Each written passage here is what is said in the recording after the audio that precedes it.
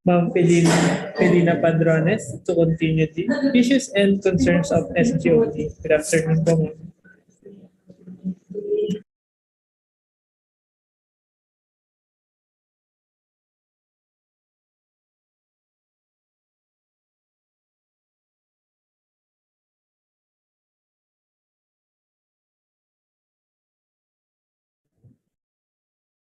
Hello, good afternoon.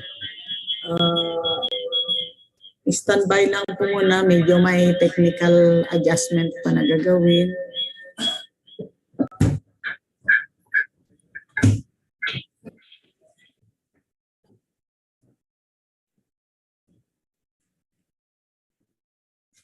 Saan po nasalita ito?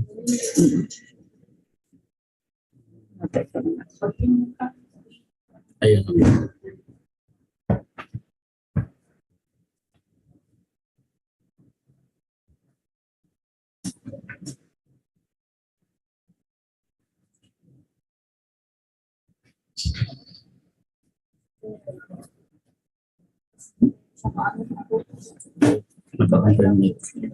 Okay po.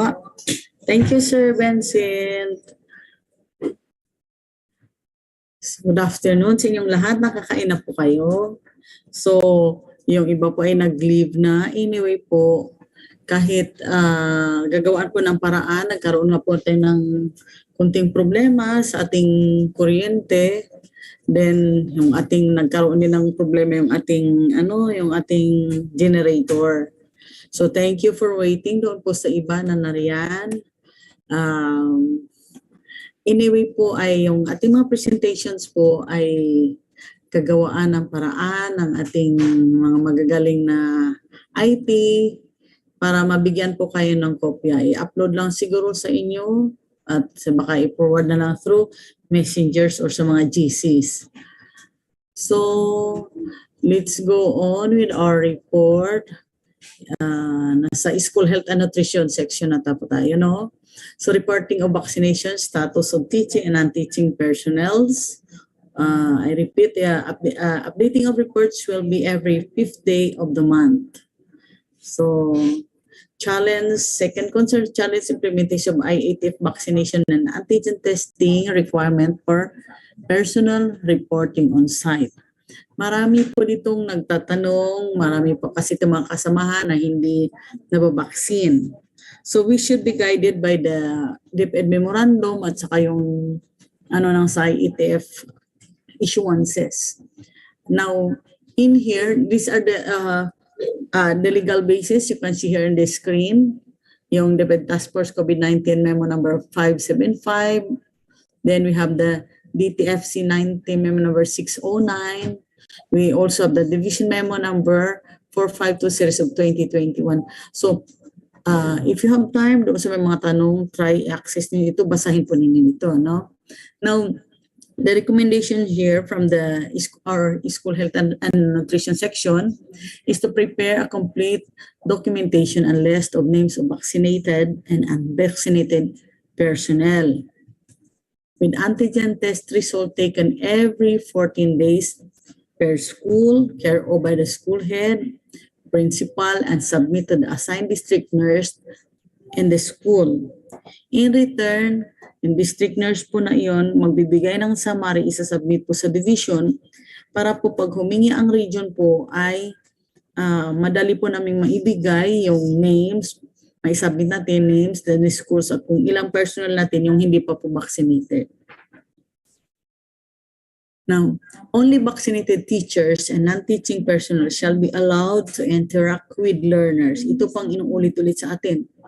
Unvaccinated teachers and school personnel may report on site, provided that they will not interact with the learners. The danger dito, pag hindi po vaccinated at nag-report kayo, nag-handle kayo ng class, pag nagkaroon ng transmission, kayo po ang sisisihin, tayo po ang masisisi sa DepEd. Kaya maintindihan po ng iba nating teachers na hindi vaccinated na we are following protocols to protect the safety of our learners as well as our co-workers. Now, here is the update of the DepEd statistics in our province, As of May 23, 2022, ito po yung active cases. You can see it na 0-0 na po tayo.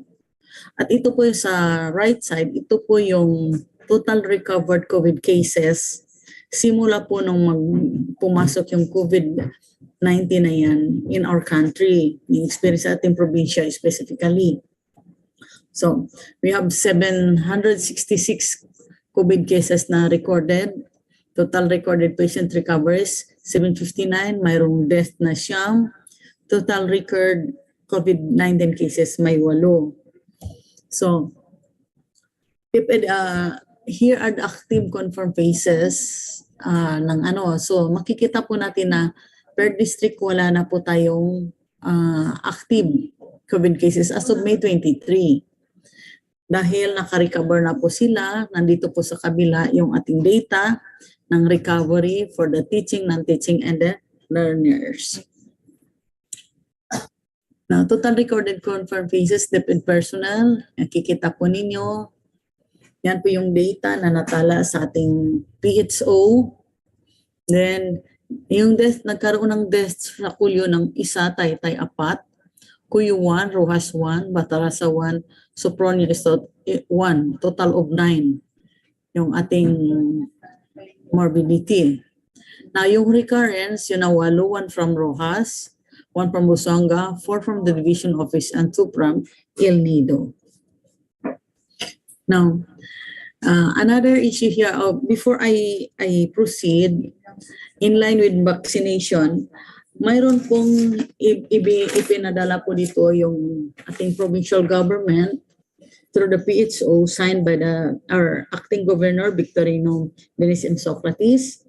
Babasahin ko po dito yung concern, baka po yung ating mga co-teachers na iba or sa ating mga learners, mga anak natin, na mag-avail ka nito.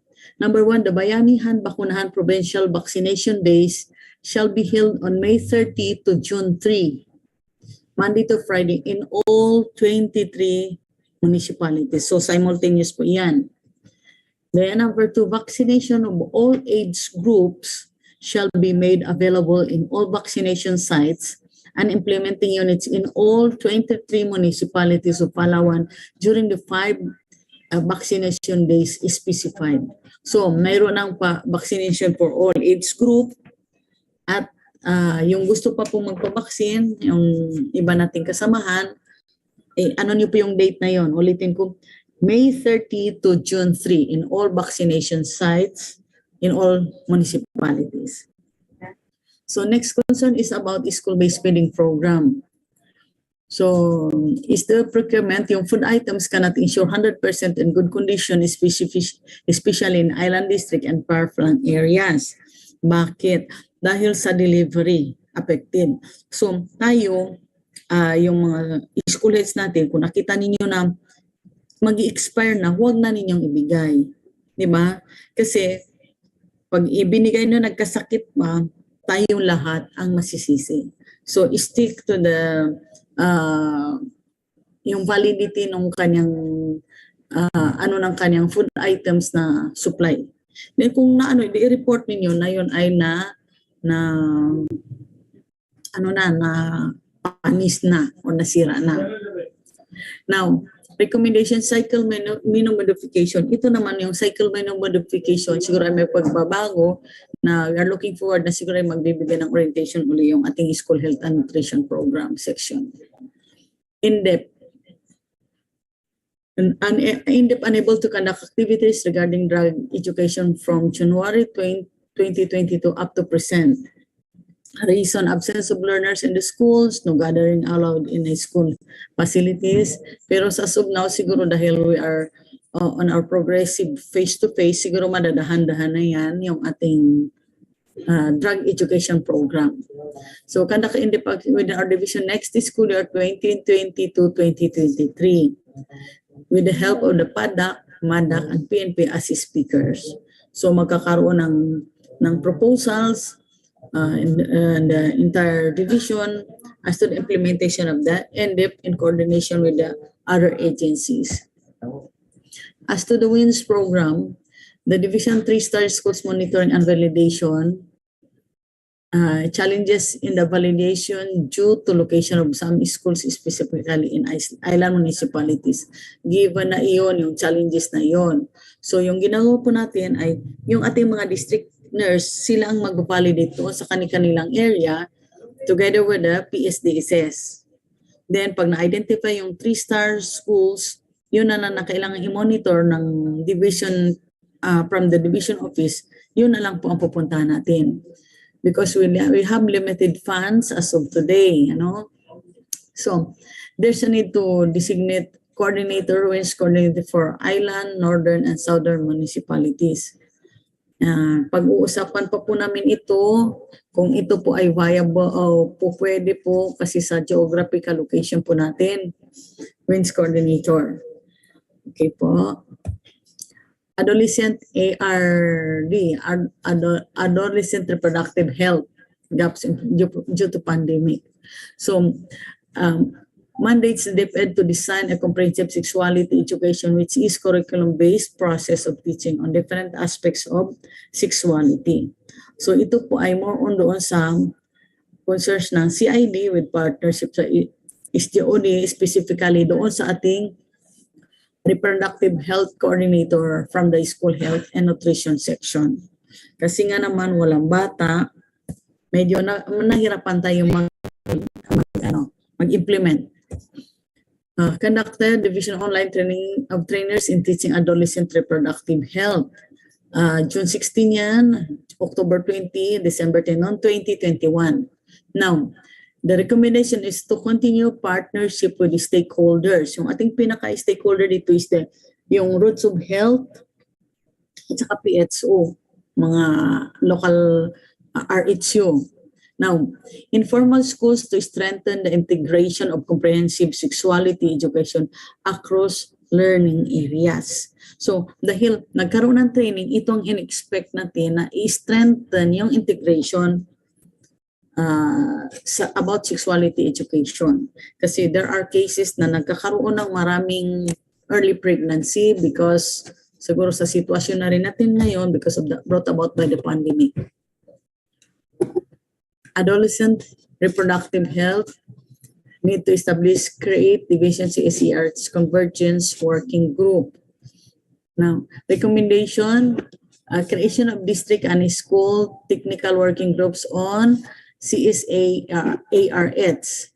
So, quarterly submission of report of 10-age pregnancy. So, ito na yung binabanggit ko kanina. Kailangan mayroong submission ng 10-age pregnancies yung sa bawat schools kasi sila naman nakakaalam noon. Issuance of division memorandum regarding the data collection, the number of teenage pregnancies among the Palawan learners. Identification of school for CSARH convergence pilot implementation. Legal basis AO number 141 series of 2021. Nara Integrated School in 2020, Nara ranked second among 24 municipalities in Palawan with the highest number of teenage pregnancies based on the number of delivers given by the provincial health office. So, yun ang purpose natin sa ating reproductive health, yung mga strengthen na natin yung ating integration sa classes because of these cases. Now, as to the physical facilities, deadline for encoding of NSBI data and validation is May 31. Malapit na po yan. There are problems na nami-meet yung ating personnel dito sa division office. Because encoded NSBI data in the LIS are not complete. So kapag ganun, hindi po nila ma-approve yun. So example, table 1 list of buildings, no entry, but in table 2, 7 is complete. So di ba, hindi mahirap i-reconcile yung data kapag nagkaiba. So before you i-upload, i-check talaga ng school head together with the physical facilities coordinator. Status is submitted, but when we view to validate, there is no data submitted. Ngayon lang, may nag-submit, blank template ang isinubmit. So, i-check po natin po, the school head or recommendation, the school head or school ICT must request from our planning officer for reversion so that you can correct your submitted data. Pag may mali, request kayo sa ating planning officer para ma-check ninyo yun. Reversion ng inyong sinubmit na documents. Before submitting the NSBI data and LIS, the school head must carefully check the correctness of the data. If the data is complete, if the source of fund is correspond to the time of building. Kasi kung minsan dinideclare ganito source of fund, pero yun pala ay hindi naman. So in here, this is the report from our school SMME.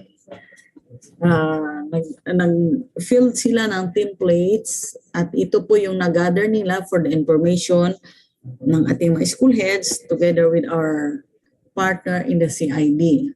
Now, this is based on the third quarter gathered report of the kindergarten. Total number of pupils in kindergarten, 23,000. Total number of 11. Number of section kindergarten, 1,104. So, dito tayo sa later column, i-focus natin. There was a total of 21,021 who took the summative assessment. And out of that, 21,900, bakit hindi hindi mag-reconcile yung data ni Sir So pa-review na lang ito ni Sir Pat. Mas marami kasi ang nakapas kaysa nag-take ng test. But there is a 231 na nag-fail. May 231 na nag-fail. So i-reconcile mo na yan siguro ang data ni Sir Marquez. Inventory of self-learning modules in kindergarten. Number of contextualized intelligence, 96,019. Number of learning resources distributed, 264,077. Total number of RBI scripts na crafted and recorded, 2,834. Total number of textbooks received for kindergarten, provision from the central office, 3,326. Now, third quarter gathered report from the elementary. Ito po yung summary of performance from grades 1 to 6. So ito po yung number of learners. Ito po yung enrollment natin. 24,000.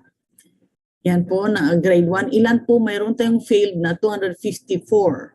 For grade 2, 22,511. May failed tayo na 190.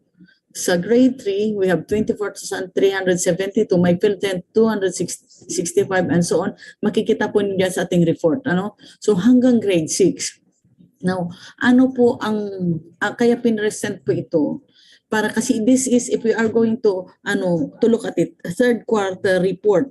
So may magagawa pa po tayo kasi ongoing pa yung ating sa fourth quarter. So para anong gagawin ng ating teachers para matulungan yung ating mga learners na ito to pass. Kasi pag hindi sila may failure sila, i-ready po natin ang ating schools for the summer classes. Yun po ang nakikita nating dapat nating gawin based on this data. Na kapag hindi natin nagawa ng paraan matulungan ng mga bata paano sila makapas, we will do something, magkakaroon tayo ng summer classes. So yun po. Inventory of SLMs, elementary. So, ito po yung makikita po ninyo yung ang dami po ng contextualized intelligence LSM na crafted at saka printed. Yan, nasa 300 plus thousand. Yung pinaka-konti ay grade 5, 240,539. Then, yung sa RBI natin, scripts na crafted, napakarami din po.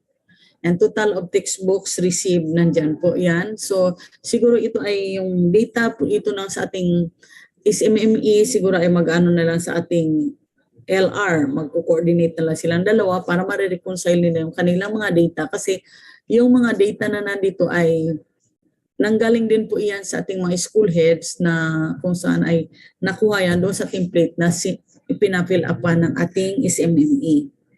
Now, learning delivery modalities. Number of schools who responded doon sa templates ay 690. Yung nag-declare na sa modular distance learning is 555. Na sa blended learning, 135. Number of schools implemented the RBA program, 219. But out of that 219, only 161 yung functional. And non-functional RBI ay 55. So, maaring may naapektuhan yung iba sa technical ng kanyang then maaring sa training ng teacher. It might be also na functional yung kanyang yung kanyang mga gadgets, pero hindi naman magamit ng mga bata because of the terrain na hindi makaano yung frequency ng kanyang RBI. So this one needs further study, yung non-functional RBI natin, kung pwede pa ba ma-improve or not. So nakasalalay po yan sa recommendations po sa ating SMME. Now, here is the first and second quarter status of MOE funds utilization for the elementary. Number of schools downloaded the first quarter. Ito ay last month, as of last month, according to Sir Marquez na nakuha yung data nito. Ngayon ay May, April. So, as of last month, may 269 schools pa tayo na hindi na-downloadan ng MOE for the first quarter. And out of the 269, mayroong 146 unliquidated at number with continuing funds is 126. So yung kaninang binanggit ni Ma'am Chet, yung 126 na yun, tingnan po ninyo kasi hindi na siya papayag na mayroon pang yung continuing funds. So i-clarify na lang po iyon. Then, number of schools downloaded with the second quarter MOE funds, 79. Yung numbers with unliquidated is 34. Numbers with continuing fund is 15. Yung nakaliquidate na doon ay 30. Number of schools downloaded the third quarter MOE, 143. Yung nakaliquidate, 89. Yung hindi nakaliquidate, 20. Yung 34 may continuing fund pa. Number of schools downloaded fourth quarter MOE, 199. Yung nakaliquidate, 188. Number of schools with unliquidated MOE funds, 30. Number of schools with continuing funds ay 51. So, ito po yung third quarter academic performance of learner. Bali, kinuha ni yung average, ito po yung lumalabas. Mayroon siya ditong rubric sa baba. Lumalabas po na ang average nila ay puro line of 8 except sa MAPI na line of 9. So pag line of 8 titingnan natin, magpo-fall siya sa approaching proficient, approaching proficient. So dito sa ESP, proficient na siya. Pero dito yung sa iba ay approaching proficient pa lang po.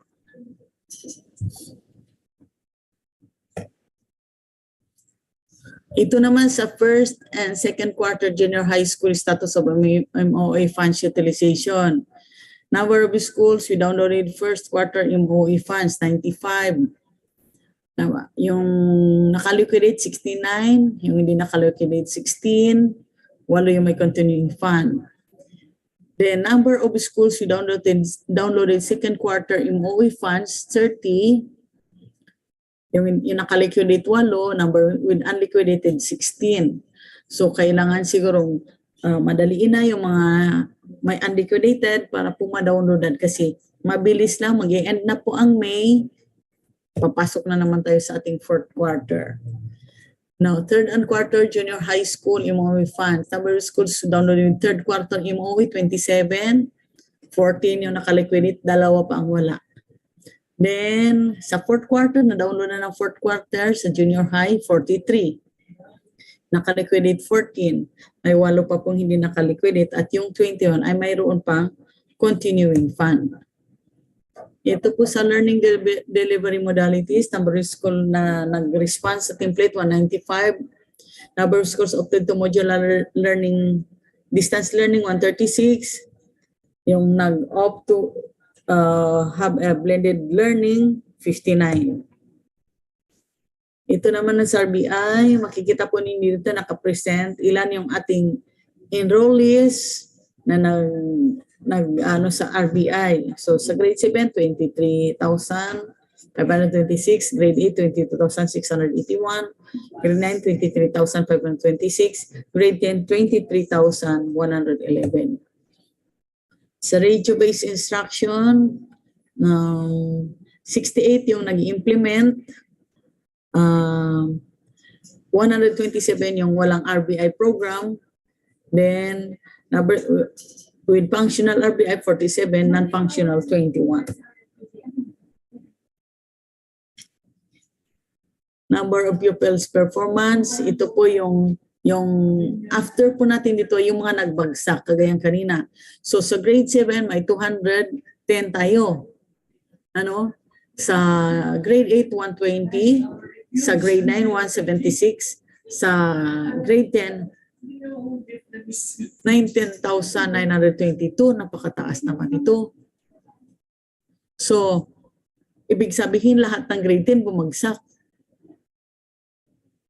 So, ito po, ano po, kaya pinresent po ito ng ating SMME para po, ano po ang pwede nating gawin, ano, para sa ating mga learners, para hindi sila bumagsak. Although dito sa kabilang side, makikita po na nagbigay sila ng intervention. But still, mayroon pa tayong natitirang mga learners na hindi pa po bagsak pa din po. So ito po yung target natin na kapag hindi po yan nakapas, yun, mag-ano tayo for a summer classes. Yung specific school na marami yung kanyang mga bagsak, sila po yung magkakanak ng summer classes.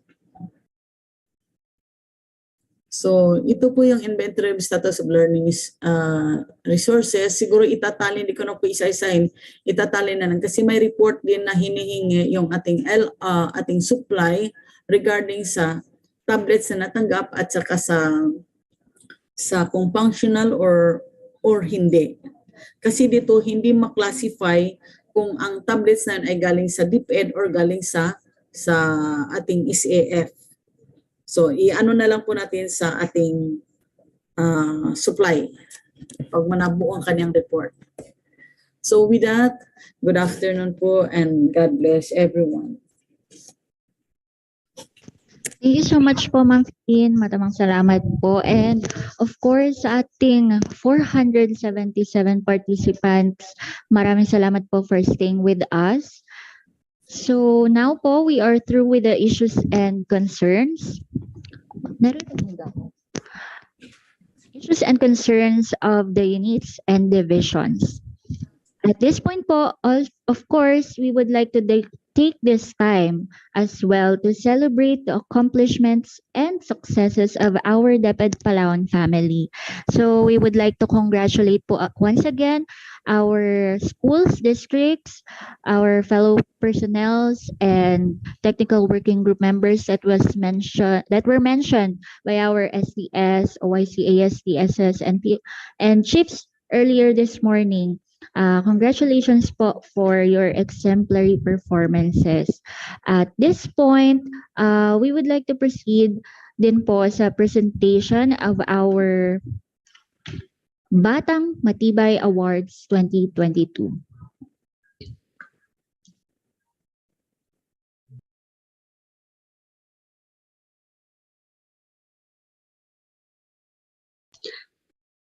Okay, so hintayin lang po natin na mag-flash sa screen. Ipa-flash po natin ang mga certificates po ng mga awardees.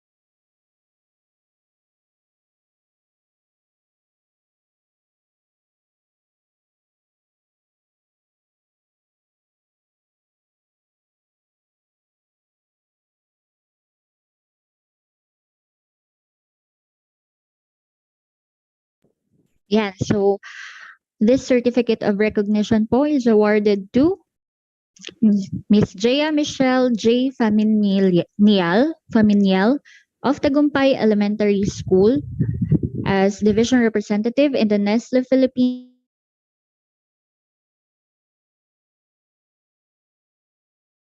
Awards 2022, given this 26th day of May 2022 during the Division Management Committee meeting at the Division Office, Governor Salvador Socrates Government Center, PO Road, Bancao, Puerto Princesa City, Palawan, signed by Roger F. Capas, SO 6, Schools Division Superintendent.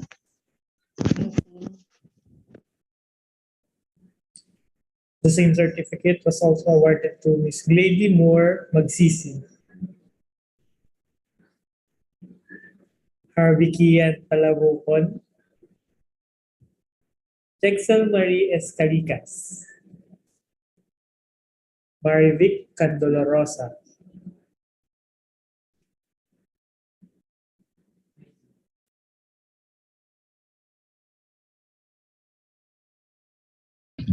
Ayan, congratulations po to the awardees. We celebrate these achievements with you. Maraming salamat po. Before we end po our meeting for today, at this point, we will be first having our thoughts for the day to be shared with us by our very own SEPS for Planning and Research, Sir Tong Basaya.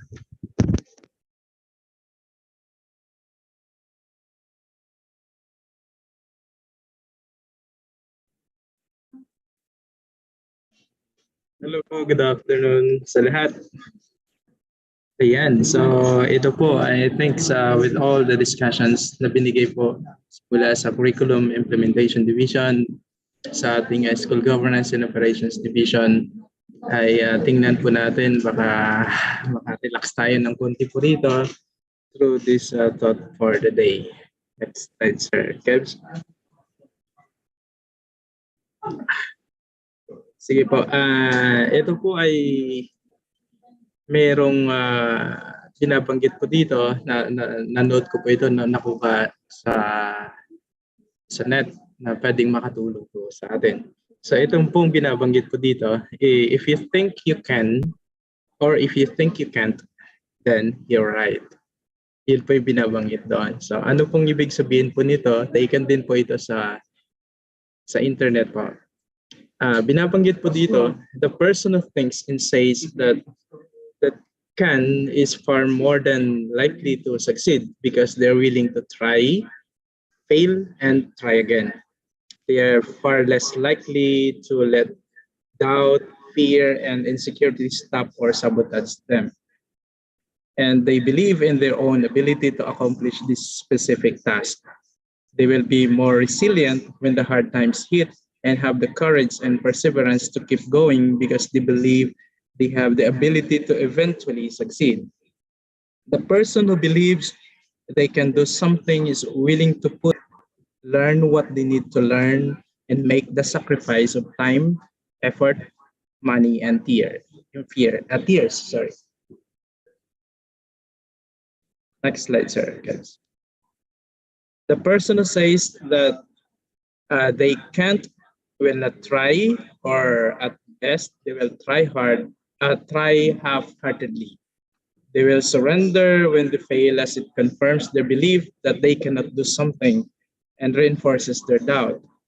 It becomes a self-fulfilling prophecy, even if they could have actually accomplished their goal with a little more work and effort. It is easier for someone with this attitude to lose focus, and it's much less likely for them to be willing to put in the work, the effort, and the sacrifice to reach their goals. They will not keep going on in the face of failure, and thus will not likely try to achieve anything or achieve anything at all. Anything worth doing in life is hard won, and you need the right attitude to enable yourself. Attitude does not provide the skills, the knowledge, or the resources to accomplish a task. but thus provide the foundation to which those things can be utilized to their fullest extent. A positive, optimistic, and can-do attitude are the key ingredients to doing pretty much anything in life. So sa mga nagsasabi po yan dyan na hindi ko kaya, nakita po natin yung possibility ng pag-iisip po ng ganito. Always sabihin po natin, kaya natin, even though medyo mabigat po yung trabaho. Pag hindi kaya, pwede po tayong humingi ng tulong po sa ibang na po pwede po mahingian po natin ng tulong. So with that, thank you very much po and good afternoon everyone. Thank you so much, Sir Tom, for imparting your thoughts to us. Such a timely and motivating thoughts for us to ponder.